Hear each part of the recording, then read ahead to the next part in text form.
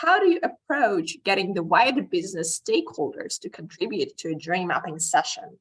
How do you start facilitating the session to get stakeholders up and inputting? Yep.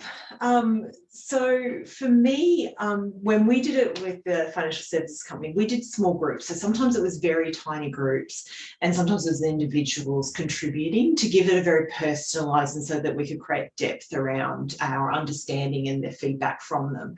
But some of the things or the tactics I guess we used was, I always start with the willing. So the people that are willing to step forward and be involved, absolutely encouraging them. And then sometimes you've got to have some interesting tactics on the ones that aren't as interested and or don't feel like they need to contribute. So sometimes that was when you stand back from our journey map, and this is the advantages when it's in a physical room, when you stand back and you look, you can physically see the gaps in it and you can see where areas or functions haven't contributed. So we found ways to make that known and highlighted, and how do we encourage people? Sometimes it's a timing thing though. Sometimes people can't contribute because it's their peak season or something's on at that time. So being conscious of that, and when you have time, I know Rod, in your case, you had a 12-week lightning bolt. I had a little bit more space in ours to be able to flex the time. So recognizing that, you know, you may not be the top priority at that moment, but people can come back to you. So everyone contributed differently. So when they're in the room, sometimes people could say, hey, here's the 8 documents you need to know and understand to fill this gap.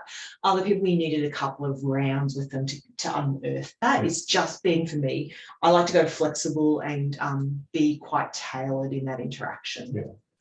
I think, and I'm mindful that this question might have been pointed to me, but I think there's a really interesting point here when you're starting with small groups, that's fantastic. I think where you've got to be really considerate is if you're bringing together people from areas of a business that don't know each other, and particularly in really siloed businesses, if you're bringing in a room full of strangers together, you can't just jump straight into what you might have planned to sort of tick tasks. You've got to, it's not as, I always talk about human-centered design is just as much about mindset as it is about method.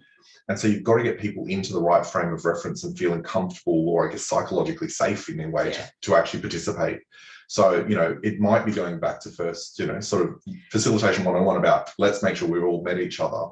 You know, let's actually do some sort of warm-up activities to get our mind ready for it, to leave the previous meeting or leave the bad stuff that might have happened earlier in the day and get ready for it. So I think you've got to really think carefully about, you've got things you need to get out of the session, but actually you've got to get people ready and willing and mindset and ready. the dynamic of the room. So we're willing to, you know, if you need to scale down, because that was one of my challenges. I think people were going to share in cross-functional groups. It wasn't going to happen. So that's why we went small groups, because we felt people would be more open and more share more insights from their perspective, and also give more feedback about what they'd observed. So cool.